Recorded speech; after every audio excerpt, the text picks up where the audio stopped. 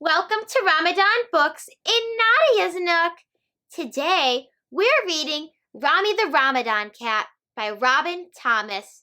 In this story, Salim moves to a new city and becomes friends with a cat.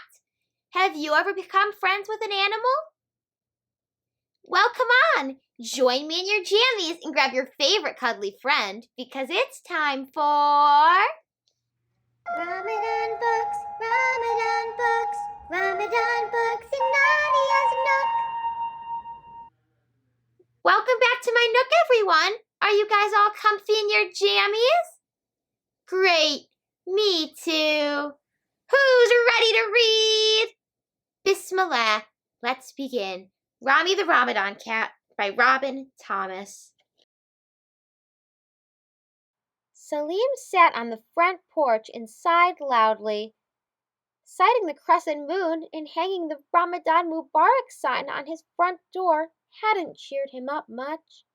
His family had just moved to a new city, and none of his cousins or friends lived close by anymore.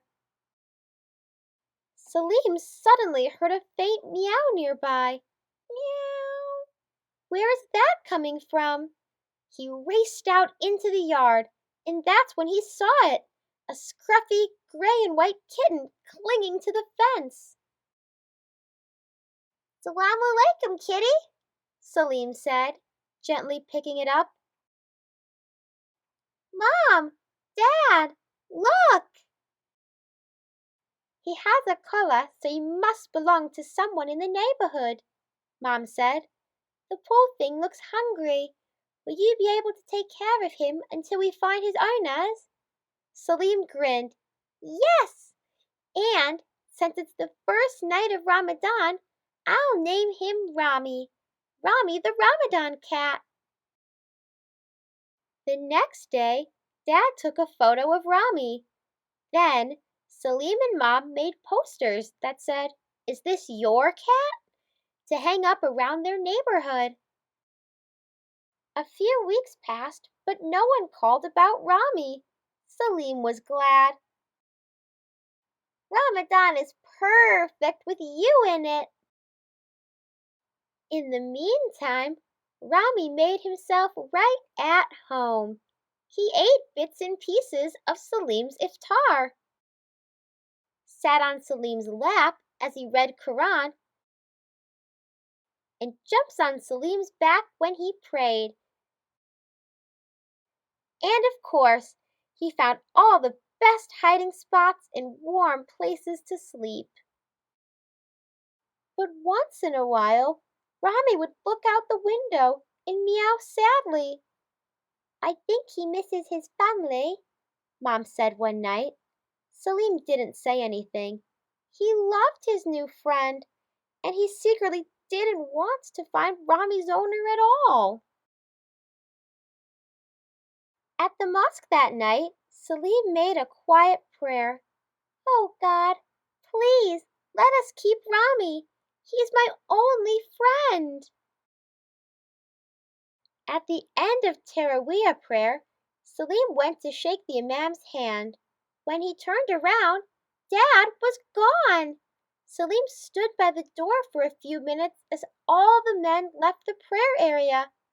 Dad wasn't with them.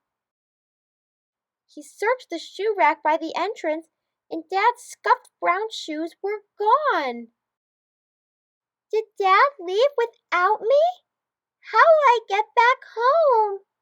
I haven't even memorized my new address yet." His heart thumped hard in his chest as he paced through the hallways.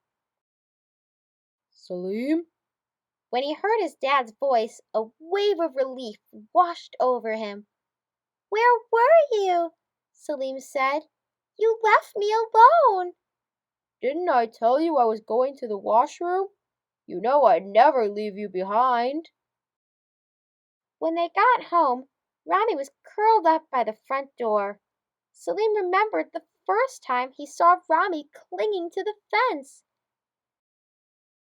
Did Rami feel as scared and alone as I felt in the empty mosque? Thinking about Rami missing his family made Salim's heart hurt. I have to help Rami find his family, even if it means losing him." In the morning, Salim and Mom knocked on every door in the neighborhood. When they reached a small brick house with a wild garden, Rami's ears perked up. "Is that my little Sammy?" a woman called from the porch. Salim tried to smile as he put Rami in the woman's arms. The woman shook Salim's hand. "Thank you, dear. I can see you've taken very good care of him." Salim's chin trembled as he fought back tears. "I'll really miss Rami." "You named him Rami?"